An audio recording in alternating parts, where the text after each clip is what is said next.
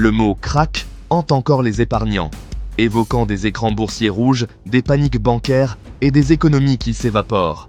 Le traumatisme de 2008 reste une référence en matière de catastrophe, façonnant les réflexes de chaque investisseur. Mais s'accrocher à ce souvenir pourrait être la plus grande erreur pour les épargnants en 2025. L'histoire ne se répète pas exactement. Les menaces d'aujourd'hui ont évolué. Nous sommes conditionnés à nous attendre à un choc déflationniste soudain, mais le véritable danger actuel est plus subtil et persistant. Au lieu d'un effondrement spectaculaire, nous faisons face à un krach inflationniste lent, une érosion implacable de la valeur de l'argent. Il ne s'agit pas d'une chute des prix des actifs, mais de votre argent qui perd discrètement son pouvoir d'achat. Comprendre ce changement est essentiel pour protéger votre avenir financier. Nous reviendrons sur les mécanismes de 2008, les contrasterons avec le monde actuel, endetté et alimenté par la planche à billets, et identifierons les signes d'inflation déjà visibles. Plus important encore, nous décrirons des stratégies, non pas pour prédire l'avenir, mais pour bâtir une richesse résiliente dans un monde où le plus grand risque est que votre argent ne vaille plus rien. Les règles ont changé.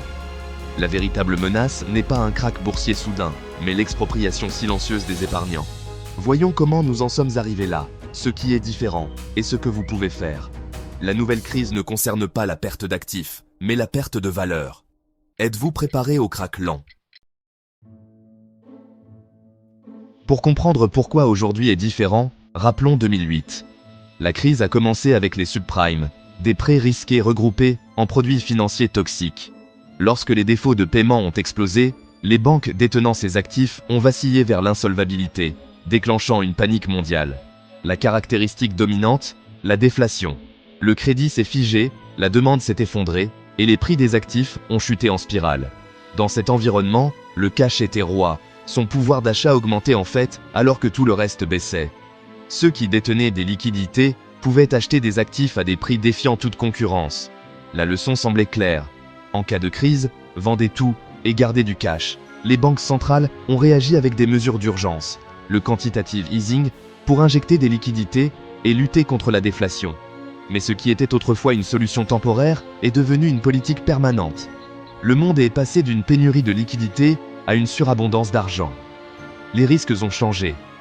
Les stratégies qui ont fonctionné en 2008 pourraient maintenant se retourner contre vous. La prochaine crise ne ressemblera pas à la précédente. Avançons jusqu'en 2025. Le paysage est méconnaissable. La dette publique a explosé, alimentée par les plans de sauvetage et les dépenses pandémiques. Nous faisons maintenant face à une crise de la dette souveraine et non privée.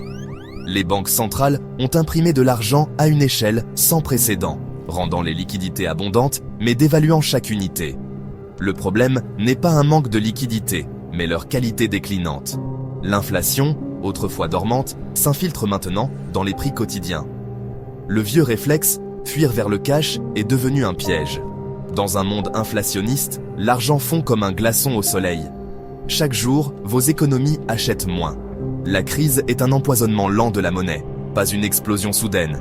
Les règles ont changé. Ce qui vous protégeait en 2008 érode maintenant votre patrimoine. Pour survivre, vous devez penser différemment. Le plus grand risque n'est plus la chute des prix des actifs, mais le vol silencieux de votre pouvoir d'achat. Adaptez-vous ou regardez vos économies s'évaporer. Qu'est-ce qu'un krach inflationniste ? Ce n'est pas la chute des actifs, mais la monnaie elle-même qui perd de sa valeur. Le solde de votre compte peut sembler stable, mais son pouvoir d'achat diminue sans relâche. Une inflation annuelle de 5% érode près d'un quart de vos économies en 5 ans, presque la moitié en 10 ans. Cette hémorragie lente est invisible, mais dévastatrice. Contrairement à un krach boursier, il n'y a pas de panique, juste des hausses de prix quotidiennes au supermarché et à la pompe à essence. Ironiquement, les prix des actifs peuvent augmenter, non pas en raison de la croissance, mais d'une fuite hors du cash. Les investisseurs recherchent tout ce qui est rare ou tangible, provoquant des bulles dans certains actifs. Le monde financier se déconnecte de la réalité quotidienne. Les épargnants peuvent se sentir en sécurité avec des soldes de compte stables, mais l'inaction garantit la perte. L'inflation vide vos économies de leur substance, transférant silencieusement la richesse des épargnants aux débiteurs. Le véritable krach est silencieux, graduel et facile à manquer. Comprendre cela est la première étape de la protection. Ne vous laissez pas berner par les apparences. Regardez ce que votre argent peut réellement acheter. Le krach inflationniste est une expropriation furtive. Préparez-vous en conséquence.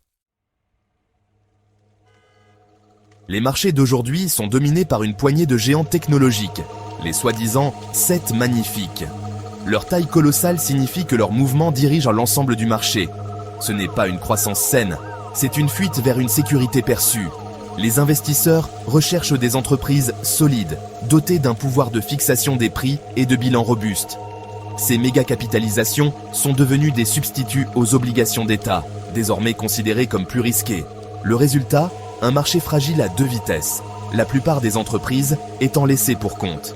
L'investissement indiciel signifie désormais miser lourdement sur quelques mastodontes technologiques. Cette hyperconcentration signale un problème plus profond, une perte de confiance dans les réserves de valeur traditionnelles. La fragilité du marché est un symptôme de l'anxiété inflationniste. Un autre signe d'inflation, la ruée vers les actifs rares. À mesure que la confiance dans la monnaie s'estompe, le capital fuit vers tout ce qui est fini. L'art, les montres de luxe, les voitures classiques, les vins rares. Ce ne sont pas seulement des passe-temps pour les riches, ce sont maintenant des véhicules d'investissement. La rareté est le fil conducteur. Une offre limitée protège contre la dépréciation monétaire. L'immobilier de premier ordre dans les meilleurs emplacements a grimpé en flèche pour la même raison. Offre fixe, forte demande. Même les actifs numériques, comme le Bitcoin, attirent les capitaux pour leur rareté programmée. Ce n'est pas de la spéculation, c'est une réponse rationnelle à l'impression monétaire sans fin. La fuite vers la rareté est un vote de défiance envers les monnaies fiduciaires. Les investisseurs recherchent tout ce que les banques centrales ne peuvent pas créer à volonté. Le résultat, des bulles dans les actifs rares, et un fossé grandissant entre les prix des actifs et la réalité quotidienne. La rareté est le nouveau refuge. La tendance est mondiale et s'accélère. Ignorez-la à vos risques et périls. Dans ce monde inflationniste, les anciennes règles de protection du patrimoine sont obsolètes. Limitez votre exposition au cash, détenir de grosses sommes garantit une perte. N'utilisez le cash que pour les besoins à court terme et les urgences. Concentrez-vous sur les actifs rares et productifs. Actions de sociétés solides, immobilier locatif, or et certains actifs numériques. La diversification signifie désormais se répartir sur différentes classes d'actifs et pas seulement sur les devises. Les actifs productifs avec un pouvoir de fixation des prix et les actifs rares vous protègent de l'inflation. Même la dette, si elle est à taux fixe et à long terme, peut être une alliée. Son fardeau réel diminue à mesure que l'argent perd de sa valeur. La clé, bâtir un portefeuille qui résiste à la dépréciation monétaire. Repensez tout ce que vous savez sur le risque. Le nouveau code de conduite récompense l'adaptabilité et la connaissance. Ne laissez pas de vieilles habitudes éroder votre avenir. Agissez stratégiquement pour préserver et faire croître votre patrimoine. 2025 exige un nouvel état d'esprit. Oubliez la peur des krachs soudains et concentrez-vous sur l'érosion lente de la valeur.